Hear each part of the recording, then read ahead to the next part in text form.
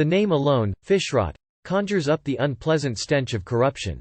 The financial scandal, named after a 2019 WikiLeaks release called the Fishrot Files, stretches from Namibia to Iceland, taking in government ministers and involving at least $20 million, a £16.6 million. The southern African country is now preparing for the biggest corruption trial in its short history.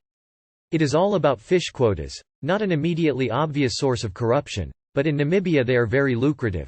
With nearly 1,600 kilometers, 1,000 miles, of South Atlantic coastline, fishing is one of the country's main industries, accounting for about 20% of export earnings. In the Fishrot scandal, a number of prominent politicians and businessmen are accused of running schemes to get control of valuable fishing quotas, for example those held by the state fishing company Fishrot. It is alleged that they then diverted them to the Icelandic fishing company Samherji in return for kickbacks. 10 suspects, including former Fisheries Minister Bernard Esau and ex-Justice Minister Zacchaeus Shangala, are alleged to have benefited. All those accused, some of whom have been in detention for over 3 years now, have protested their innocence. Samherji, one of Iceland's most important companies, has strongly denied allegations of bribery.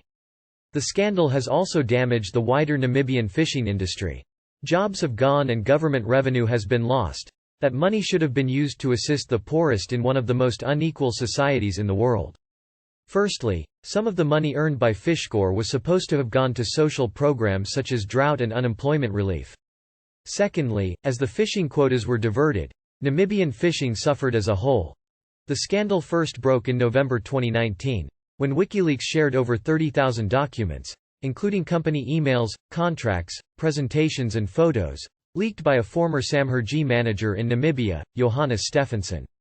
He alleged that the company had colluded with a group of influential figures to get access to the fishing quotas at below the market price. This has proved to be a complex case and the slow legal process is expected to end up in a court soon.